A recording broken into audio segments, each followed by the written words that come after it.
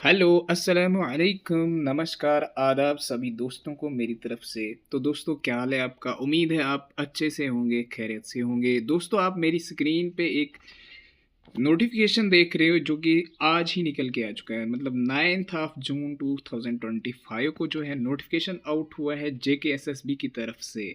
ठीक है, तो नोटिफिकेशन नंबर 5 है, जो पांचवी नोटिफिकेशन JKSSB की इस साल की। तो नोटिफिकेशन में सबसे पहले हम डिस्कस करेंगे भाई किस चीज़ के रिगार्डिंग हमारी नोटिफिकेशन जो है। तो वो ये नोटिफिकेशन का सब्जेक्ट मेरे पास है, वो है subject advertisement for the post of नायब तहसीलदार इन रेवेन्यू डिपार्टमेंट। तो दोस्तों यहाँ पे सब्जेक्ट मैंने आपको डिस्कस किया, जो पोस्ट है वो नायब तहसीलदार की पोस्ट है। JKSSB को यहाँ पे ये पोस्ट मिल चुकी है। अब इसकी जो नेसेसरी चीज़ें, इस नोटिफिकेशन की नेसेसरी चीज़ें जो हैं, मतलब इस नोटिफिकेशन में क्या क्या हमने देखना है वो मैं आपको बताऊंगा।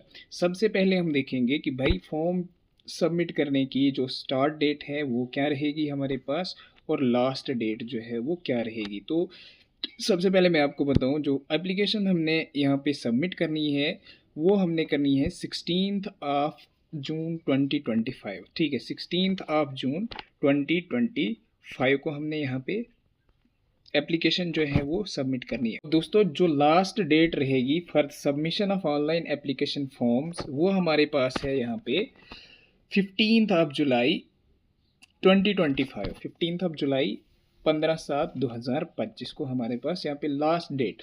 अब आते हैं हम total number of post. Total number of post कितनी है हमारे पास? टोटल नंबर ऑफ पोस्ट हमारे पास है total 75। Total number of post क्या है हमारे पास?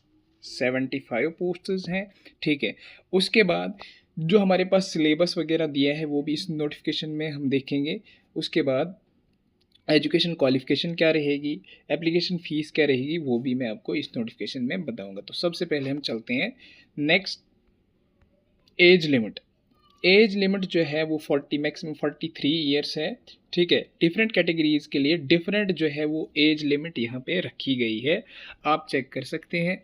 नेक्स्ट हमारे पास आता है इसमें ऑनलाइन हमने सबमिट करना है फॉर्म, एप्लीकेशन फ़ीस क्या रहेगी, ये भी एक इम्पॉर्टेंट चीज़ है इस नोटिफिकेशन की। तो एप्लीकेशन फ़ीस हमारे पास जो है वो जनरल कैटेगरी के लिए 600 रुपीज़ है, और जो बाकी categories SC ST ST1 ST2 जो आते हैं, AWS PWDV, ठीक है, जो भी आते हैं उनके लिए 500 रुपीज़ जो है यहाँ पे जो फीस रहेगी हमारे पास। ठीक है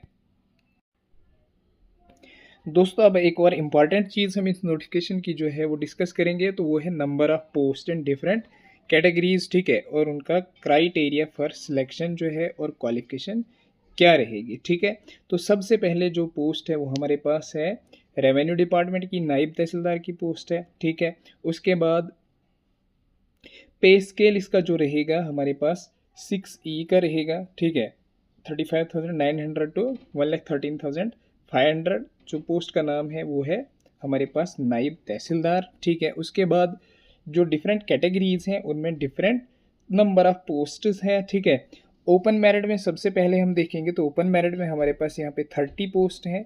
ठीक है, उसके बाद SC में 6 पोस्ट्स हैं। ठीक है, उसके बाद ST1 में 8 पोस्ट हैं। उसके बाद ST2 में जो है वो 8 पोस्ट हैं।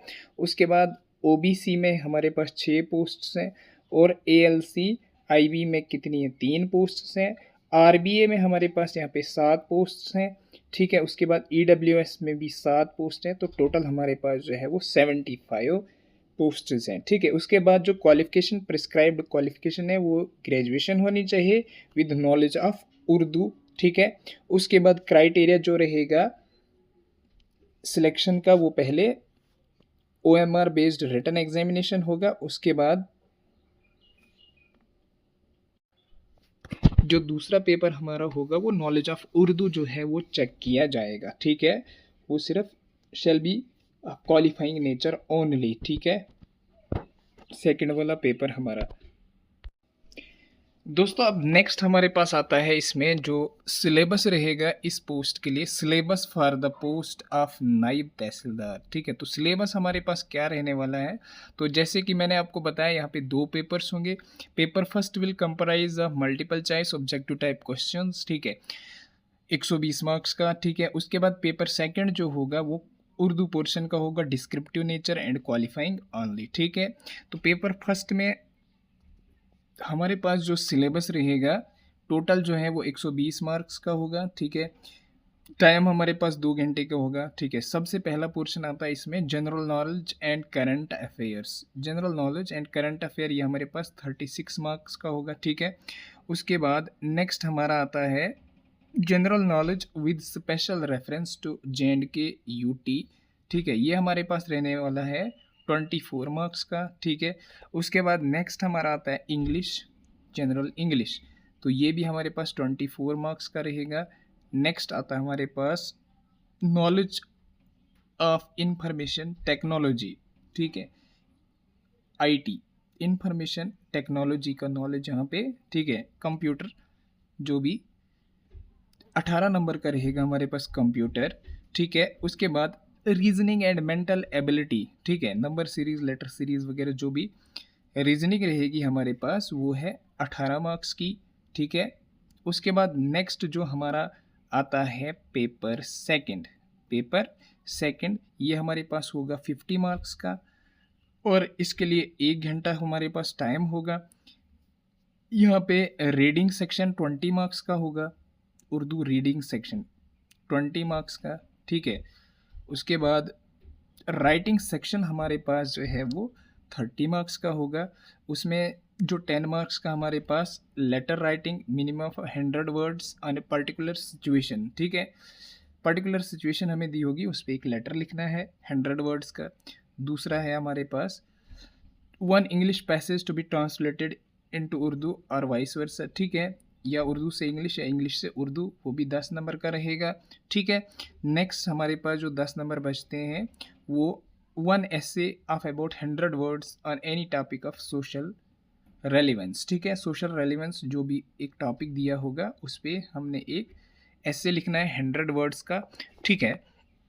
तो ये हमारे पास सिलेबस था, ठीक है। तो जो भी मेन चीज़ें थी ये हमने इस वीडियो में डिस्कस की। इस नोटिफिकेशन की कैसे फॉर्म फिल करना है, ठीक है, क्या एज लिमिट रहेगी, क्या क्वालिफिकेशन रहेगी, क्या सिलेबस रहेगा, तो ये सारा कुछ हमने डिस्कस किया। तो बेस्ट ऑफ लक। कैसी लगी आपको वीडियो कमेंट सेक्शन में ज़रूर बताना। अगर अच्छी लगी तो वीडियो को एक लाइक ज़रूर कर देना। मिलते हैं किसी नेक्स्ट वीडियो में, तब तक के लिए अल्लाह हाफिज़।